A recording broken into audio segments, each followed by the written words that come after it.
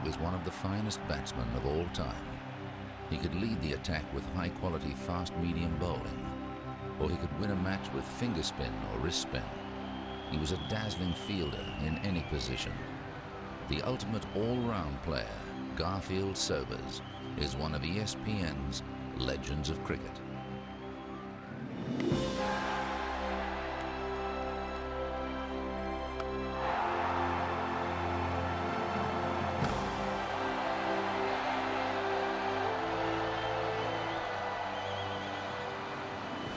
Right distance, he's hit that out of the ground.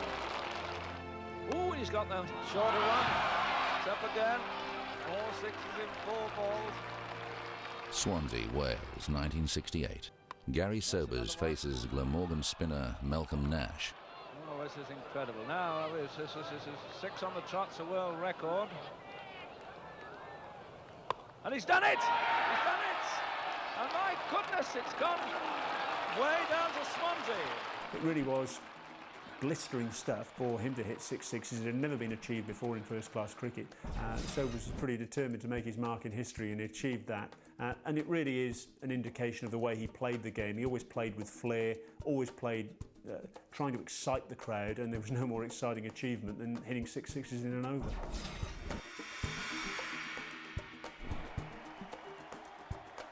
Sobers was a fearless, aggressive batsman, a powerful hitter with a textbook technique. Garry Sobers as a batsman, it's hard to describe him.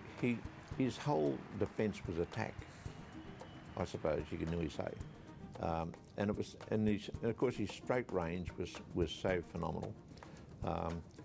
You know, he could hook, he could pull. You know, he had an array of shots which normal batsmen don't have. And of course, with this incredible eye and the fastest hands, and the best hands I've ever seen on a batsman, made him sort of something special. His feet and his head were usually in the right spot, and as a reader of length, he was a guy who went back and forward when he was supposed to. So technically he was very, very good, and that was married to a hitting ability which was, you know, exceptional. Oh, best ever. Best thing in 2 legs. I think he's the best thing since sliced bread. And this guy is just tremendous. I mean, you were in awe of him.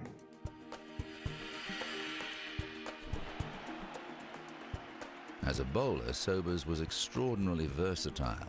He came into Test cricket as a spinner, but he became a skillful exponent of swing and seam. He started his career as a left-arm spinner. He could also bowl left-arm googlies, and when he put his mind to it, he was an exceptionally quick and late-swinging left-arm seamer. He was the complete package, and for that reason, he's got to be the greatest all-round cricketer there's ever been, and quite possibly the greatest cricketer. He bowls quick, he bowls spin, you know, and you know, back of the arm stuff, orthodox left-arm stuff. Yes, Garry Sobers was probably one in a million. He was a genius.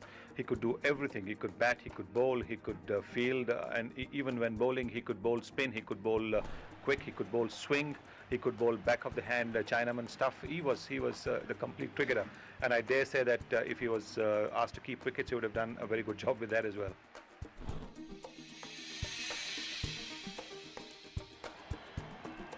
In the field, Sobers could take blinding catches close to the bat and fire in searing returns from the deep.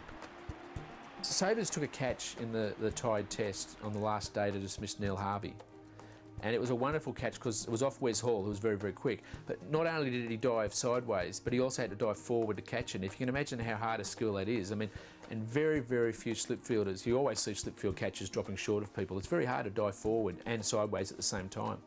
But Sobers had that goalkeeping skill to be able to do that and take the great catches. And similarly, in short leg, he could cover great distances when he fielded in close, especially.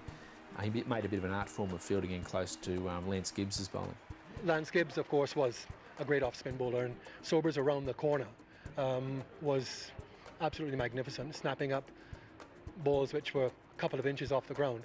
Gibbs would say that Sobers' anticipation at that short leg position was something incredible, that as the batsman was playing the shot, Sobers knew exactly where the ball was going to come, and the anticipation was there, and Sobers would inevitably take the catch.